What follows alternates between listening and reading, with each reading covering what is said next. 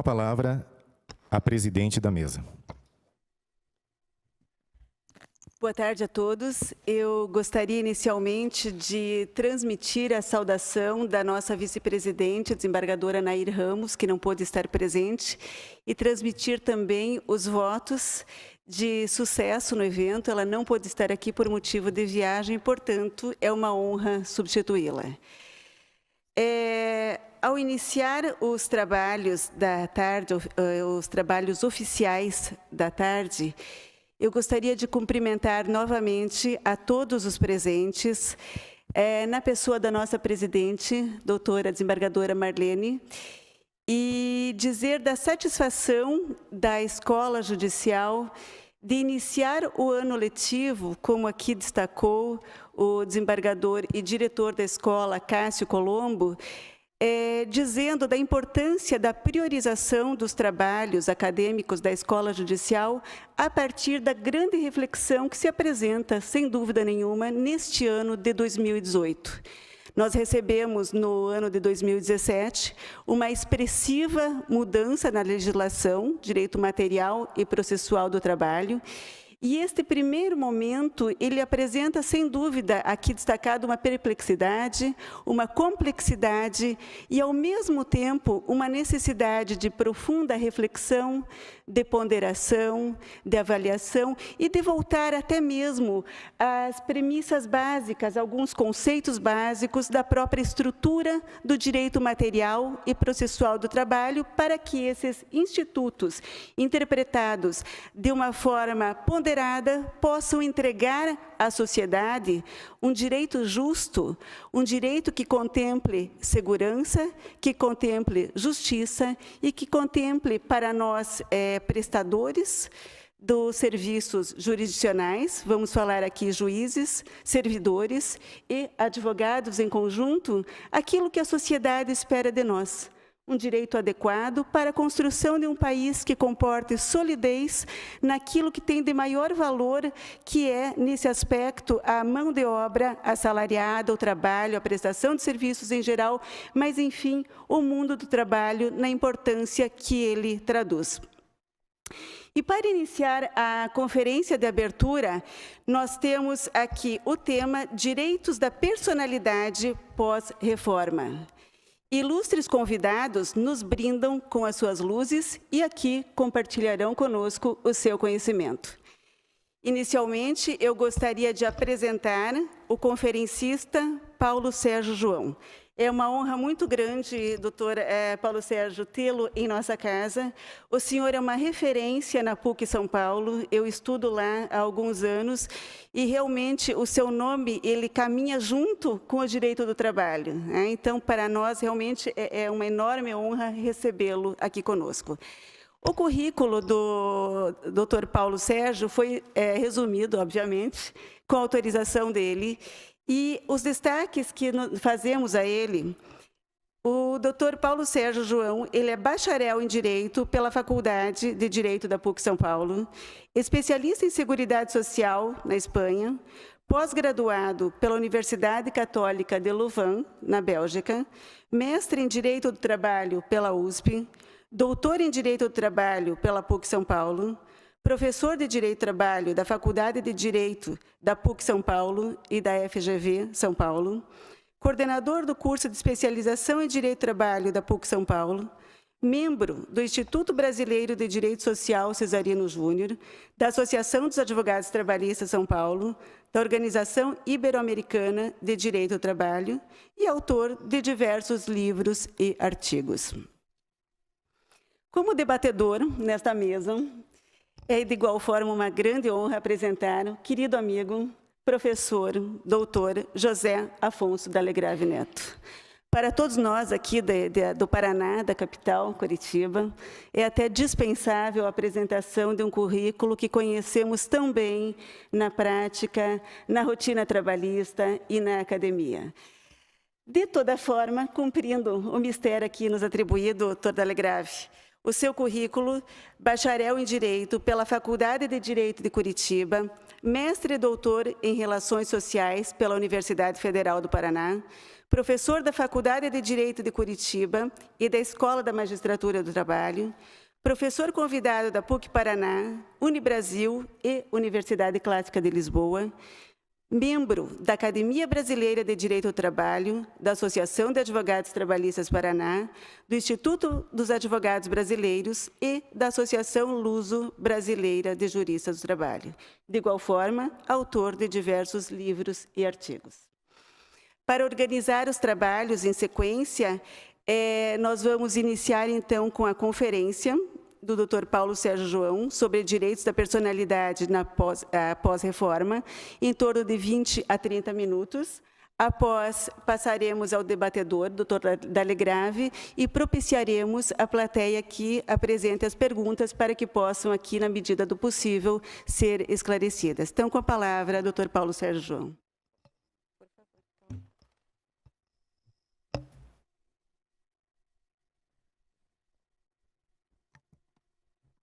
Muito bem. Boa tarde a todos. Eu queria cumprimentar todos os juízes em nome da nossa presidente Marlene, agradecer o acolhimento nesse lugar tão bonito, cumprimentar o professor Dalegrave, que é a primeira vez que sentamos juntos numa mesa, mas tenho uma admiração muito grande pelos seus trabalhos, pelos seus livros. E eu queria dizer o seguinte: eu fiquei muito emocionado quando o desembargador Cássio ligou para mim, porque a doutora Morgana falou do tempo de PUC, enfim. Ele disse que eu fui aluno dele há uns 30 anos, que eu tinha 13 ou 14, era aprendiz na época, né? Mas eu comentava que eu e o Pedro Manos já fizemos agora 40 anos de PUC, de carteira anotada, né? E aí o que me espantou, que me emocionou, né, é assim, que na vida acadêmica, na vida profissional, a gente não sabe o que a gente constrói, o que a gente leva no caminho, né? E quando o Cássio ligou para mim e falou: olha, você foi meu professor no Damásio e eu me entusiasmei pelo direito do trabalho a partir das suas aulas, né? Eu só posso ser uma pessoa realizada. E cada vez que eu encontro alguém que é juiz do trabalho ou que se apaixonou pelo direito do trabalho, eu acho isso uma baita de uma vantagem, né? Essa missão que a gente tem, né? Dentro da dificuldade do direito do trabalho, conseguir fazer com que os alunos se apaixonem por essa disciplina que muitas vezes é rejeitada, muitas vezes é tratada com desprezo, né, na sociedade. Então, eu fico sempre muito contente, feliz, e com um sentimento assim de uma missão, né, quase que cumprida, de perceber, né, o que a gente deixa pelo caminho. E sempre, né, a minha missão, sempre quando eu começo o curso, em qualquer um, é que as pessoas se apaixonem, né? A gente tem que formar gente apaixonada pelo direito e acreditar, né? Eu acho que, ao contrário do que se olha essa reforma trabalhista, acreditar que existe luz no fim do túnel, né?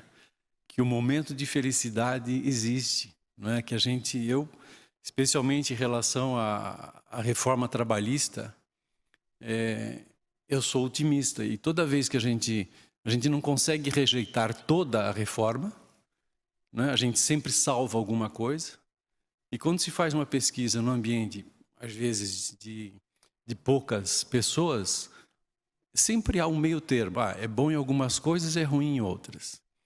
Então, eu acho que nem tudo é bom na vida e nem tudo é ruim. O que nós precisamos, e aí a minha sensação em relação à reforma trabalhista, talvez, a partir deste momento, reconstruir o direito do trabalho.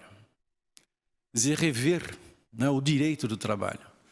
Dizer, procurar, a partir deste momento, né, construir um modelo que seja mais, digamos, mais justo em todos os termos. Porque nós temos, mas como que pode ser se essa reforma, suprime direitos, cria uma situação que prevalece o direito civil, a gente está voltando lá para a Revolução Industrial. Eu acho, e aí o meu otimismo, é que o momento, né, eu não discuto aqui a questão da origem da lei, né? Nós temos um problema muito sério da legitimidade, né, da lei. E essa legitimidade acaba, obviamente, criando situações contrárias àquilo que se aprovou. Mas que se aprovou está aí. Eu acho que não dá para dizer que vamos ignorar. O que a gente tem que fazer é o melhor disto, né? É o melhor disto e ver onde é que se pode evoluir, né, dentro daquilo que nós temos. Porque a verdade, para mim, nesse assunto antes, a gente dizia que a CLT, o discurso, pelo menos, era esse. Eu não dizia isso, ao contrário. Eu achava que a CLT, do jeito que estava, ela sempre atendia a qualquer situação de circunstância numa relação de trabalho. Sempre havia essa possibilidade. Mas diziam que a legislação era antiga, e não era, porque ela vinha sendo reformada inúmeras vezes. Mas diziam que não servia. E agora que se alterou, diz que esta também não serve. A minha dúvida sempre é saber o seguinte: saber se essa legislação anterior, o que ela fez de bem social? Onde que se evoluiu? O que ela deixou de resultado, a não ser, com todo respeito a vocês que são juízes, a não ser que vocês, juízes da Justiça do Trabalho, tenham assim aquele enorme número de processos trabalhistas e trabalhem sempre naquilo que dá errado. O juiz, ele trabalha naquilo que dá errado, ele não trabalha naquilo que dá certo. Então, é óbvio, aquele volume de ações trabalhistas é fruto de um descumprimento. E aí, de novo, questão que o Dr. Cássio falou aqui, e fruto de um acesso à justiça, não é o tema da conversa, mas é só para fazer uma introdução, né, naquilo que eu vou dizer. Da possibilidade de um acesso à justiça que era franqueado e que, de novo, a minha posição, banalizava as ações trabalhistas, fazia o juiz apreciar pedidos de A a Z sem nenhum fundamento. Então, eu acho que o momento é um momento de responsabilidade de advogado, responsabilidade da parte e uma qualificação das ações trabalhistas e uma qualificação do trabalho do juiz. Isso é o que eu penso, né? Não acho que isso seja um mal, né, para o jurisdicionado. Mas, como a gente está aqui para falar de outra coisa, então eu vou falar direito da personalidade. Esse tema, eu escrevi um texto até, ele é grande, mas eu não vou ler tudo, não. Que envolve um aspecto importante, porque o direito da personalidade não é um direito positivado e nem pode ser. Os direitos da personalidade, eles são direitos do próprio ser humano. Não é o Estado que vai dizer o que se tem que proteger, etc. Não é?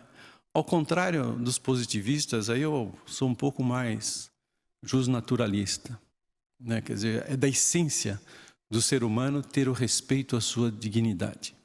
E na evolução do direito do trabalho, o que a gente percebeu? A gente percebeu que precisava de uma legislação trabalhista para cuidar daquela relação de trabalho que era especial. Quer dizer, ser cidadão e ser trabalhador no ambiente da empresa parecia que era incompatível. A base do direito civil não servia. Então, o direito do trabalho, ele se forma exatamente para isso, para permitir, né, que as relações trabalhistas tenham pelo menos uma proteção mais digna, com um limite de respeito na relação de trabalho, e que, ao longo do tempo, o que aconteceu, ao longo do tempo, é que o trabalhador pudesse, no ambiente de trabalho, exercer a cidadania. E, com isto, obviamente, permitir, né, ao empregador, né, que aceitasse esta condição de que o local de trabalho, ele não é mais, eu dizia isto recentemente, não é mais uma chapeira e um salário. Mas o local de trabalho, ele é muito mais do que isso.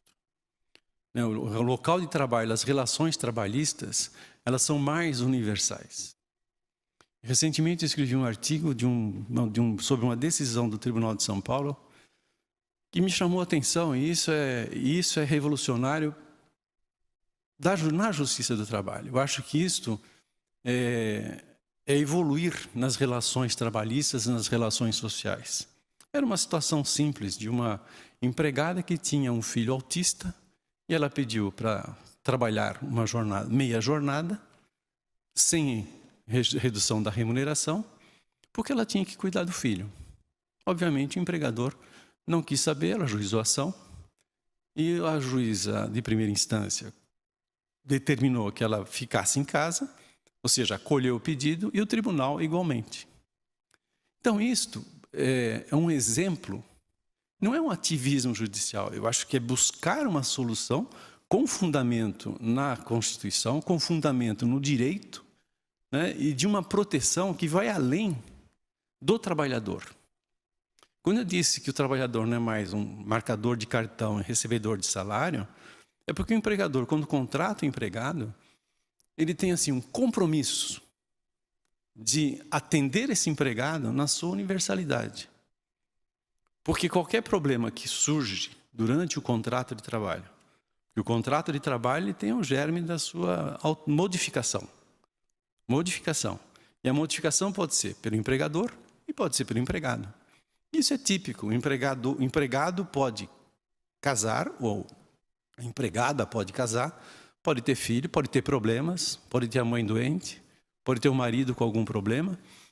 E o empregador não pode virar as costas para isto. Vocês vão dizer que romântico. Eu sou, né? Eu já disse aqui que eu acredito, né, numa luz no fim do túnel. Eu acredito numa transformação. E, curiosamente, eu coloquei essa discussão no último dia de aula no pós-graduação. Os alunos ficaram olhando para mim assim como se eu fosse um disco voador. Eu falei, não, mas é importante. A empresa precisa se transformar. O empregador precisa tornar a relação de trabalho mais humana e o trabalhador precisa ter essa segurança. Aí começaram os depoimentos, parecia coisa de testemunho. De 18 alunos, pelo menos 6 contaram um caso de empresa que acolheu um trabalhador nessa condição. Então, eu comentando, o professor Pedro está aí, eu comentando um dia, essa semana com ele, eu acho que tem uma teia invisível, né, que une essas ações assim isoladas e que acabam transformando, né, talvez a sociedade, isso venha a se transformar de alguma forma, né? Porque o argumento sempre é que mas isso é obrigação do Estado. Mais ou menos, né? O Estado ele quer fazer tudo, mas não faz nada. Então, se não houver uma atuação mais solidária, mais coletiva, a gente vai para uma situação difícil, porque eu tenho um artigo aqui, é muito interessante, sobre o direito de felicidade. E aí tem um texto aqui que diz assim, ó, isso a gente viu, isso aqui não se refere exatamente ao caso concreto, mas isso aconteceu. Vocês podem lembrar. Diz assim, se os humanos forem deixados à própria sorte, a possibilidade de voltarmos à horda primitiva é grande. A barbárie, infelizmente, ronda a nossa condição. Por isso mesmo precisamos de sociedades justas e democráticas, que objetivem criar condições de bem-estar para todos. Condições de civilidade podem ser úteis para enfrentar fenômenos humanos e naturais.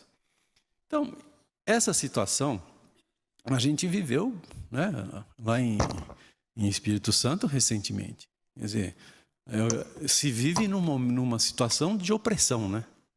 Quer dizer, a opressão é que faz a igualdade. Quer dizer, quando na verdade uma greve daquela natureza, a sociedade poderia continuar perfeitamente nas suas atividades normais. Mas a ausência de autoridade né, as pessoas se transformam em horda.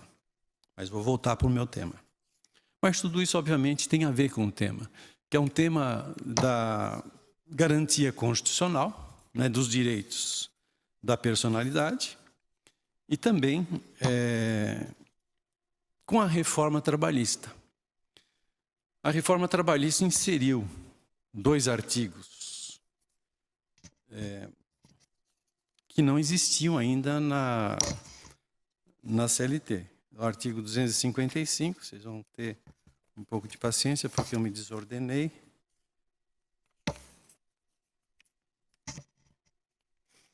Esses 2 artigos trouxeram para o âmbito trabalhista 456... Não. E eu juro que tem aqui, viu, gente?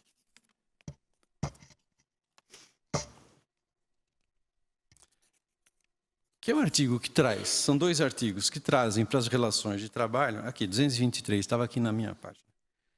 223C, que diz assim: a honra, a imagem, a intimidade, a liberdade de ação, a autoestima, a sexualidade, a saúde, o lazer e a integridade física são os bens juridicamente tutelados inerentes à pessoa física. Quer dizer, não precisava dizer, não é? E, evidentemente, isso aqui não é taxativo, isso é exemplificativo. A sociedade se transforma. E quando a sociedade se transforma, o direito tem que, né, se quiser, né, tem que ir atrás. Como nós somos tradicionalmente positivistas, a gente gosta de lei, então precisa ter uma lei para algumas situações, quando para mim seria desnecessário. Mas, enfim, ter a lei é interessante, porque pelo menos tem uma referência de alguma forma. E depois, nos 223D, fala: a imagem, marca, o nome, o segredo empresarial e o sigilo de correspondência são bens juridicamente tutelados e inerentes à pessoa jurídica. Aí poderiam dizer: bom, mas está protegendo a empresa? Então, eu acho que está protegendo sim a empresa, mas está trazendo uma responsabilidade nas relações contratuais de trabalho. E a relação contratual de trabalho, ela só se faz pela integração. Ela não se faz pelo desprezo. Então, o trabalhador, quando ele se identifica com a empresa, ele se identifica e ele se apresenta como empregado de determinada empresa. Isso se perdeu um pouco. Antigamente nós tínhamos isto, né? As pessoas tinham uma identificação com a empresa com a qual trabalhavam, né? Porque nós tínhamos um outro regime trabalhista que as pessoas permaneciam no emprego por longa data, né? Depois se aposentavam e se identificavam sempre com aquela empresa. Então havia uma reciprocidade, uma contaminação de uma empresa à figura do próprio empregado. Isso, ao longo do tempo, por força de uma legislação que quebrou essa relação de identificação, porque o trabalho virou algo descartável, porque o trabalho, né, não criou raízes, ainda mais hoje, nas gerações que nós temos hoje. Quer dizer, a geração que está mais preocupada em buscar novas condições e não cria raízes. Quer dizer, a busca da criação de raízes numa relação de trabalho pode dar, né, uma garantia de emprego, pode dar uma estabilidade nas relações trabalhistas. E aí as pessoas precisam recuperar um pouco nessa ideia de que a empresa contamina a própria imagem do trabalhador. E neste tema, sempre é uma questão de uma via de 2 mãos. Assim como se tem que respeitar os direitos da personalidade, e aí trazendo a imagem como um direito que, para mim, é super importante, não só do empregado, mas como também da empresa, isso faz com que haja uma troca de valores. Uma troca de valores que obriga uma empresa, como hoje, todas se preocupam, com compliance. Preocupam-se com a ética, com a moral, ser transparente. A empresa, em função desse novo momento, ela começa a ser mais transparente. E os trabalhadores começam a se identificar. Então, dentro desse processo do Lava Jato, de algumas pessoas que eu conheci, falando, onde você trabalhava? Ia falar o nome da empresa, falou, desculpa, mas eu não tenho nada a ver com aquilo. Tá bom, não é esse o problema, né? No trabalhador a gente, né, acredita, é óbvio, né? Mas o sistema é que é diferente. Então, eu me lembro que no passado, e aí tinha um escritório da advocacia em São Paulo que meteu os pés pelas mãos, enfim, tinha lá um problema muito sério, e os advogados que lá trabalhavam, né, se contaminaram com essa imagem do escritório. Nem ação trabalhista eles propuseram, que era para não dizer que eles tinham alguma coisa a ver, né? Mas essa é uma relação que dentro desse direito da personalidade é extremamente importante, né, na valorização das pessoas. Né, fala-se hoje, né, na representação dos trabalhadores nas empresas. Este é um tema que, se levado a sério, de novo, vai integrar trabalhador. Alguns poderiam dizer, mas e o sindicato, onde ele fica? Ele fica onde ele tem que ficar, atuando no sindicato. Mas no ambiente da empresa, é um ambiente de conquista de espaço. Conquistar o direito de manifestação, né? Conquistar o direito de poder falar, de democratizar as relações de trabalho. Por meio do sindicato, minha avaliação de novo, dificilmente nós vamos conseguir, né, democratizar o ambiente da empresa. Nós temos que começar de alguma forma. Né? E quando falo também, de novo, nesse assunto dos direitos da personalidade, me chama a atenção, eu sei que muitos dos senhores são contra, né? Eu acho que a contribuição sindical ela tinha que se transformar em facultativa mesmo, né? Porque nós precisávamos de maior responsabilidade, ou de mais responsabilidade nesta representação. A gente precisa de representatividade, porque o sindicato era fraco, e sindicato fraco é justiça do trabalho forte. Nós não podemos viver na insegurança. Então, essa contribuição sindical facultativa, para mim, ela é boa. Eu acho que... mas tem lá a questão tributo, lei complementar. Mas, gente, antes de acontecer isso, todo mundo odiava a contribuição sindical. Todos diziam que a contribuição sindical era uma condição que violava o princípio da liberdade sindical. E hoje, quando ela é facultativa, a gente vê o contrário. Mas o sindicato vai fechar. Bem, se não é assim, já devia ter fechado há mais tempo. Não é? Porque sindicato que depende de uma contribuição compulsória é porque não tem representatividade. E eu sei que há decisões, né, para todo lado, há arguição de inconstitucionalidade, e nós vivemos nessa incerteza. Então, aproveitando o tema, que é o dia seguinte da reforma trabalhista, eu acho que o dia seguinte são alguns anos, né? Alguns anos porque há uma insegurança jurídica ainda. E é curioso, é uma insegurança numa lei que está colocada. É uma insegurança jurídica na aplicação da lei. Quando a lei diz que prêmio não é salário, você fala isso para o cliente, não, pode pagar prêmio que não é salário. Ele fala, mas peraí, a Ana Matra está dizendo que é. Fala, como assim? Não é? Ou então, olha, os juízes estão dizendo que não vai pegar a lei. Como que não vai pegar a lei? Não é? Eu acho que tem algumas coisas que tem que resolver. Por exemplo, né, só para terminar com isso, o teletrabalho. O teletrabalhador é aquele que trabalha preponderantemente fora da empresa. O que é o preponderantemente? Daqui 5 anos a gente vai ter uma súmula, não é? Para dizer o que é o preponderantemente. Porque não é, a jurisprudência vai construir isso e a gente vai ter que construir um novo direito do trabalho.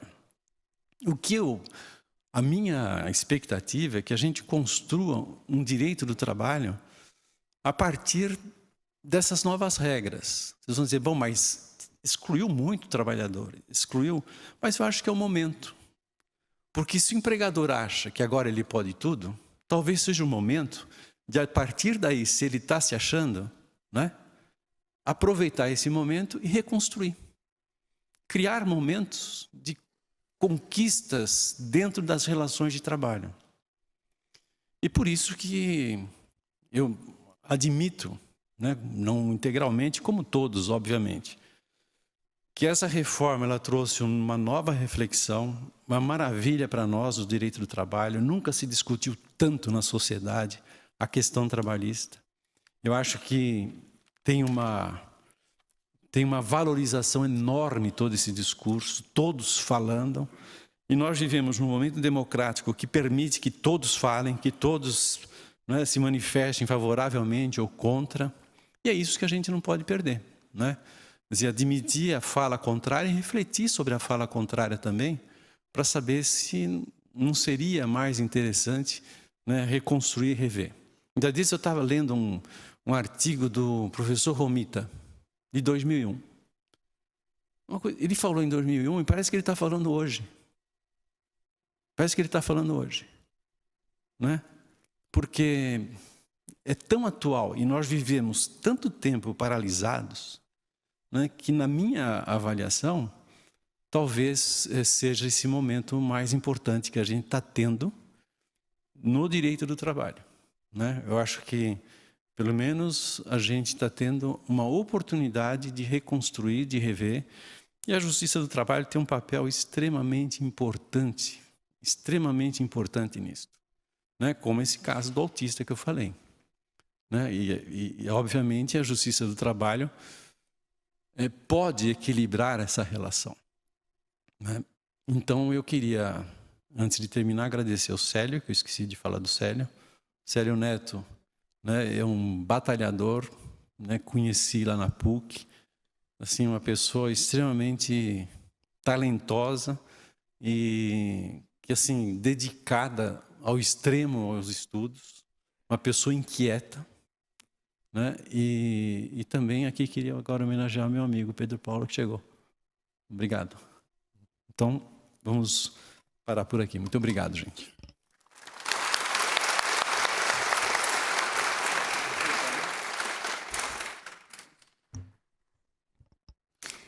Com a palavra, o Dr. José Afonso da Alegrave Neto para o debate. Obrigado.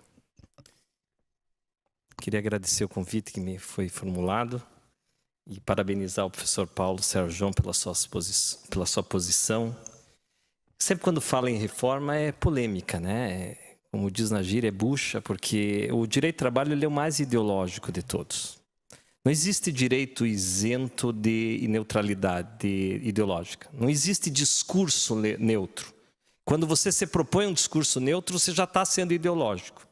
Porque a neutralidade interessa sempre o mais forte sobre o mais fraco. Então, quando eu construo um discurso que todos são iguais perante a lei, igualdade apenas formal, por exemplo, eu já estou sendo ideológico. Porque, às vezes, esse discurso da igualdade formal, ele já convém ao mais forte. Vamos admitir que todo mundo é igual, aí o mais forte engole o mais frágil.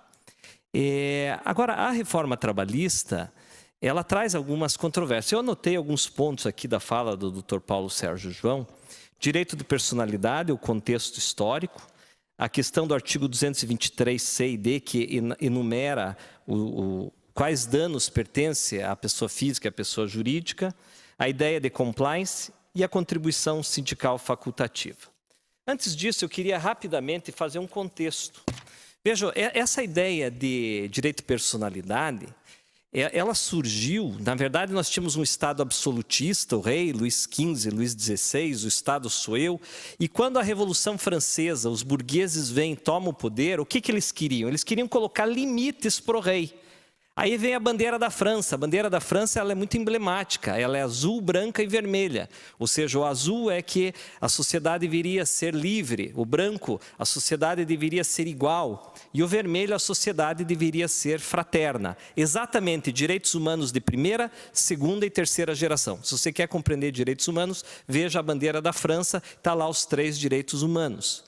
Ocorre que, nesse momento, surgiu a figura do direito subjetivo, do sujeito de direito.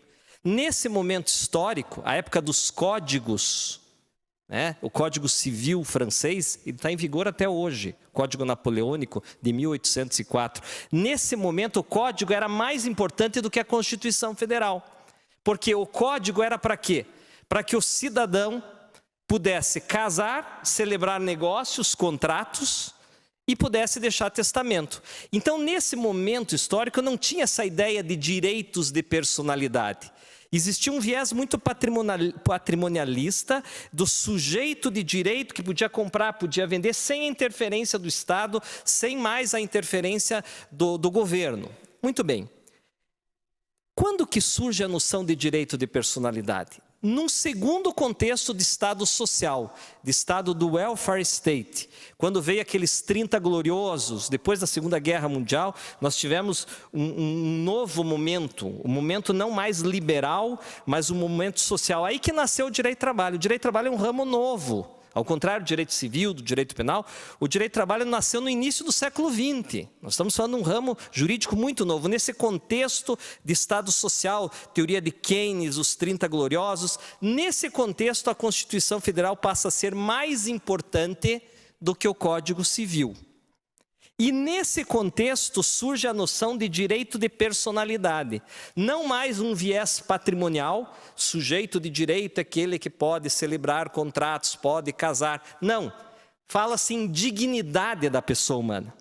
Vejam que o Brasil, a exemplo da Alemanha, nós temos um direito geral de personalidade. É o artigo 1º, inciso 3 da Constituição Federal. O princípio da dignidade da pessoa humana. Isso só foi possível no Estado social. O conceito de cidadania, eu gosto muito do conceito de Hannah Arendt, cidadania é o direito a ter direitos. Essa ideia de cidadania, de direitos sociais, de direito à personalidade, ele não nasce no contexto liberal da Revolução Francesa, ele nasce no contexto de Estado social. Ocorre que o Estado social se endividou e aí veio o Estado neoliberal. Queda do Muro de Berlim, Consenso de Washington, Fernando Collor de Mello assumindo o poder no Brasil, Brasil endividado, inflação de 84%, o Brasil vai lá no FMI e diz nós queremos empréstimo. Aí vem uma cartilha neoliberal, diz vocês querem empréstimo? Vocês vão ter que privatizar os portos, vocês vão ter que flexibilizar o direito do trabalho, vocês vão ter que se tornar um país neoliberal. Nesse contexto, nós inauguramos um novo paradigma. Não mais o liberalismo, não mais o Estado social e, doravante, um Estado neoliberal. E aí cria-se, minha cara amiga Morgana, cria-se algumas tensões, porque nós temos uma Constituição Federal de fundo, que é dirigente, emancipatória, cidadã, como foi chamada, e, ao mesmo tempo, uma economia de mercado. O maior jurista da atualidade hoje se chama Alain Supiot, professor do Collège de France, na França. Alain Supiot, ele diz que nós estamos vivendo um mito que não é só um fla-flu. Nós estamos vivendo um ponto de tensão muito grande. Qual que é essa tensão? Nós estamos saindo do mito desenvolvimentista para o mito do mercado total. Expressão de Alain Supiot, estamos trocando a governança das leis pela governança dos números. O que significa isso? O trabalhador hoje, doutor Paulo Sérgio, eu vi um artigo muito interessante seu, não sei se foi no Conjuro ou no Jota, que traduz um pouco essa fala do direito à imagem que o senhor fala, justamente da integração do trabalhador, e quando ele se integra à empresa, ele também faz parte, a imagem dele é uma imagem única. Achei muito interessante o seu artigo. O que o Alain Supiot fala? Nós estamos vivendo esse momento de tensão, porque nós temos uma Constituição Federal de 88 de cariz social, solidarista, conforme já escreveu um artigo do Dr. Arion, de cariz solidarista, dignidade da pessoa humana, cidadania, artigo 7º, que tem um caput que diz, dentre outros direitos, assegurando melhor condição social, e ao mesmo tempo uma economia extremamente aberta e neoliberal. E agora, essa é a primeira tensão, eu até não estava anotando aqui algumas tensões. Outra tensão interessante. Nós temos uma teoria do mínimo existencial, o núcleo duro da Constituição Federal é a dignidade da pessoa humana, a teoria do mínimo existencial, exceto a reserva do possível. O que é a teoria do mínimo existencial que o ministro Luiz Roberto Barroso escreveu antes de ser ministro do STF, professor de Direito Constitucional e que merece todos os nossos reconhecimentos? Ele diz que o mínimo existencial ele tem 4 pilares: Renda mínima, educação básica, saúde e jurisdição. Vejam que o acesso à jurisdição está dentro do mínimo existencial. E agora, com a reforma trabalhista, nós temos uma nova tensão no ar. Porque com a redução da chamada justiça gratuita, e agora o processo do trabalho, ele está diferente do CPC, porque o CPC continua vigorando aquilo que diz, basta o empregado dizer que é pobre na acepção da palavra, que gera presunção iuris tanto. O processo do trabalho não mais. O trabalhador tem que provar que é pobre. Quer dizer, veja que troço doido. O CPC continua com isso. Nós temos que provar que somos pobres. Aí você reduz o que é justiça gratuita. O que você está mexendo indiretamente? No acesso à jurisdição. E agora eu falo como advogado. Falei até agora como professor, vou falar como advogado, vou abrir um parênteses. De cada 10 clientes que eu atendo hoje, no meu escritório, quando eu explico que se perder o nexo causal da perícia, doutor Alegrave, eu tenho um acidente de trabalho aqui, e eu entendo que é do acidente de trabalho. Não, nós temos que entrar com uma ação, vai ter uma prova pericial, o perito vai dizer se tem nexo causal ou não. O senhor acha que nós temos chance de ganhar? Essa é uma pergunta cruel para o advogado, né? Você acha que nós temos chance de ganhar? Nunca nada é absoluto no direito. Quando? 50%. Quando eu digo para ele que pode ser que não dê o nexo causal e ele pode sair devendo, de cada 10 clientes que eu atendo, 8 já desistem. Então nós estamos falando de 80% da redução dos trabalhadores que estão totalmente inibidos. Aí vocês vão me dizer o seguinte, mas era interessante dar estava uma bagunça, uma aventura. E estava mesmo, eu tenho vergonha alheia dos meus colegas. Tinha gente que pedia tudo e vamos ver o que dá. Vocês, juízes, sabem melhor do que eu. Vocês devem estar cansados, para não falar outra coisa, de ver as aventuras jurídicas. Mas veja, erraram na dose. Erraram na dose. E a diferença entre o remédio e o veneno é a dose. Então me parece que agora o trabalhador está muito inibido. Eu não estou falando daquele malicioso, não estou falando da aventura, até porque tem instituto para isso. Tem litigância de má-fé, a CLT nova trouxe um capítulo sobre dano processual, professor Paulo Sérgio. O senhor sabe disso? Então, poderia deixar mais vivo a litigância de má-fé, mas não inibir dessa forma. E aqui então, respondendo, porque a minha função é só debatedor, eu queria dizer o seguinte, o artigo 223, C e D, como bem lembrou o professor Paulo Sérgio, eu concordo totalmente com ele, esse rol de direitos não pode, esse catálogo, usando uma expressão de direito constitucional, esse catálogo de direitos que define o que é dano extrapatrimonial, não é taxativo, ele é apenas enumerativo.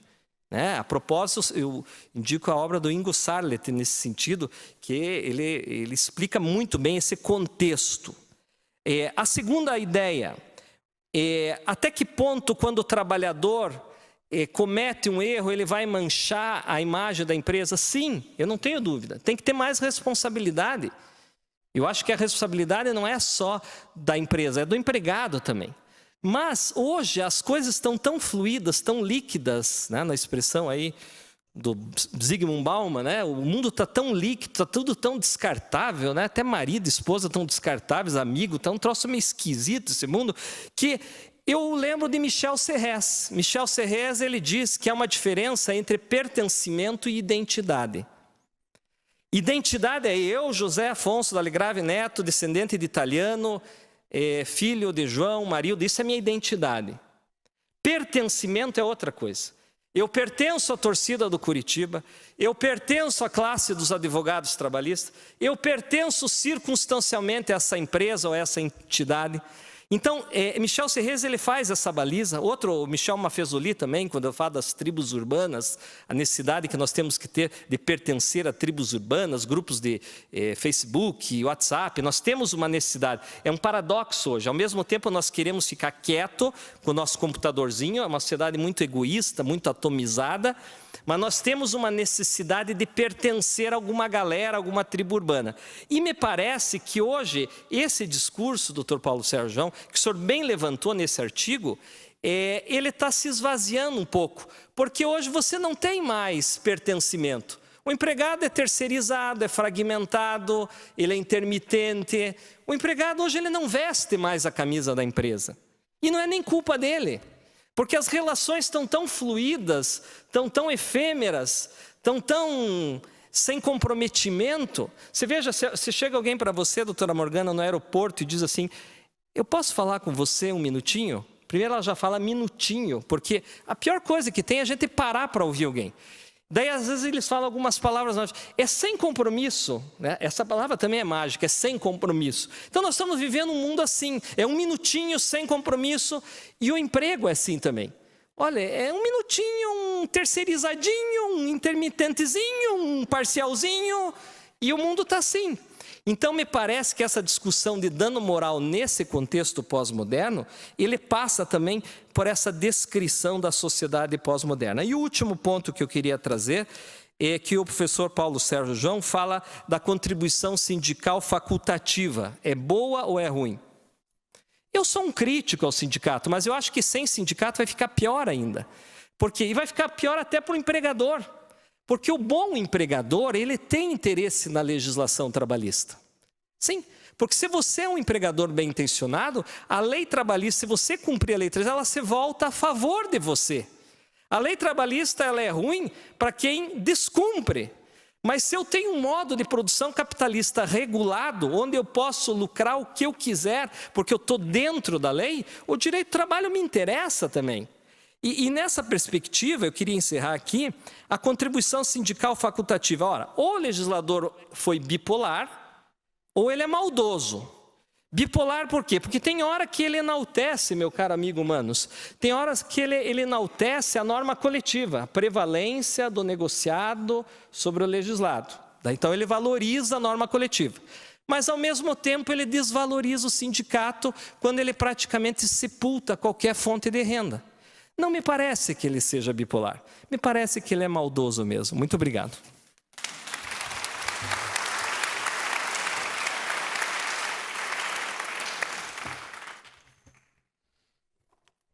Temos perguntas da plateia? Alguém gostaria de fazer alguma ponderação? Então, rapidamente, em 2 minutinhos, eu gostaria de deixar aqui, doutor Paulo João, um apontamento que é até quase que uma reflexão e incômodo pessoal. O mundo mudou. O doutor Dalegrave faz essas ponderações e deixa claro que é multidisciplinar. Um tema não é apenas um tema. Um tema é quase que um buraco negro. E esse é o dilema da sociedade. Essa é a complexidade com que nós lidamos. E a responsabilidade do judiciário, e aqui vai uma ponderação enquanto magistrada, é justamente entregar a justiça. Então, doutor Paulo Sérgio, eu perguntaria se com a reforma e se com essas mudanças todas, com essas tônicas sociais, o judiciário tem capacidade por si próprio, dentro das estruturas de Estado, vamos pensar na solução estatal aqui, para entregar a resposta, e agora voltando então ao tema dos direitos de personalidade, ou realmente nós estaríamos pensando em possibilidades não estatais, dentro das esferas já abertas pela própria reforma, para a solução de conflitos desta magnitude? Então, eu penso... Está funcionando? Tá. Eu penso que sim, eu acho que a Justiça do Trabalho ela tem um leque muito aberto de atuação e até digamos assim, de conceitual, de transferência de uma responsabilidade. O que me parece o ruim dessa história toda é que a Justiça do Trabalho não tem, aí nós temos, né, o advogado é mais preventivo do que o litígio, não é? Quer dizer, eu pessoalmente não gosto muito de processo, porque o processo resolve, muitas vezes. Né? O juiz resolve o processo, mas o conflito não resolve. Né? Então, são duas coisas que se dissociam, mas eu tenho a impressão de que nesse assunto da personalidade, a Justiça do Trabalho, dos direitos da personalidade, ela tem muito a fazer. Eu acho que nós, advogados, temos muito a fazer na valorização, né, das relações humanas e perceber essa identidade e nesse contexto, essa valorização. Mas eu queria só falar mais uma coisa, posso? Eu queria falar da questão da contribuição sindical. Eu não resisto. Por quê? Porque a contribuição sindical está vinculada ao exercício da liberdade sindical. Se é a liberdade sindical, eu acho que não podia um juiz determinar o recolhimento. Porque é uma invasão, e aí sim, do direito da personalidade, da intimidade da pessoa. Não é? Como você falou, você torce para o Curitiba, mas eu não quero torcer para o Curitiba, quero outro. Eu torço para o São Paulo. Então, eu tenho a impressão de que essa determinação por sentença de mandar descontar é assim, uma repetição de mais do mesmo daquilo que a gente criticou o tempo todo. Né? Porque o empregado tem que ter essa liberdade. Eu acho que se a gente pensar que esse é o momento de uma reflexão, pode ser que tudo continue como estava. Nós não tivemos essa experiência, só os empregadores que tiveram experiência que eles sabem que perderam 30% da arrecadação. Mas eu queria uma opinião sua, bem rapidinho. O senhor não acha que a convenção coletiva deveria produzir efeitos apenas interpartes somente para os associados? Ou seja, se eu quero usufruir da convenção do acordo, eu me associo. Porque senão fica também uma coisa esquizofrênica. A pessoa não quer pagar a contribuição, não quer pagar a taxa, mas daí se beneficia. Eu acho que seria simples, acho que até uma proposta do Dr. Gunther, que é uma autoridade nesse assunto, será que não seria mais simples? Então, convenção, eu queria saber a sua opinião sobre isso. A minha opinião é que, quem sabe, a gente vai para um pluralismo sindical. Porque aqueles que não se identificam ideologicamente com o sindicato e não querem contribuir, quem sabe eles arrumem outros que sejam mais próximos, né? Porque a história mostrou que o sindicato se separou, a cabeça se separou do corpo, né? Quer dizer, a diretoria do sindicato não tem muito a ver com, né, com os trabalhadores, e aí se esqueceu que o direito sindical é um direito individual que se exerce coletivamente, né? E aí fica né, fica mandando, né? Quer dizer, tem uma diretoria que manda, né? E se separa daquilo que é, digamos assim, a massa crítica, que são os trabalhadores. Eu tenho a impressão de que esse momento é um momento de reflexão que a gente vai ter que passar. É um momento, assim, sem uma contribuição? Pode ser. Pode ser que em junho, em julho, tudo isso se acomode. Pode ser que se acomode, mude tudo isso. Mas agora, eu tenho a impressão de que a gente não pode repetir mais do mesmo. Eu fico assim triste quando eu vejo uma sentença que manda recolher. Aí manda recolher assim 15%, 60% para o sindicato. Por quê 60%? Porque para onde que vai? De que forma que é? Vai para a Caixa Econômica? Vai ratear? Não vai? Aí ficou um pouco, né, uma terra sem dono isto. Então eu acho que, do ponto de vista assim, objetivo, é o momento que a gente vai viver. Quer dizer, eu acho que a Justiça do Trabalho não poderia suprir aquilo que o legislador mal fez, ou que foi maldoso, como diz o Dalegrave, né? Mas eu acho que não é essa reparação que vai resolver isso, vai criar mais confusão, né? E vai ficar numa continuidade no modelo que a gente sempre contestou, sempre criticou, né? Eu acho que é uma oportunidade de tomada de consciência, não sei. Vão dizer, mas né, nem todo trabalhador tem isso, mas quem sabe ele vai. A hora que ele perceber que não tem, ele arruma. Não é? Eu tenho a impressão de que é isso, não sei, eu acho que é uma expectativa de ver um pouco isso, né? De sentir esse resultado aí. Vai ser duro, às vezes é cortar na carne, mas eu acho que tem que passar por isso. É isso. Quem sabe aí a identificação gera uma identidade, né? Bem, com isso nós encerramos então a conferência de abertura, agradecendo profundamente ao debatedor José Afonso Dalegrave Neto, ao nosso conferencista convidado, Dr. Paulo Sérgio João, e a todos que aqui nos acompanham. Muito obrigada e seguimos na sequência.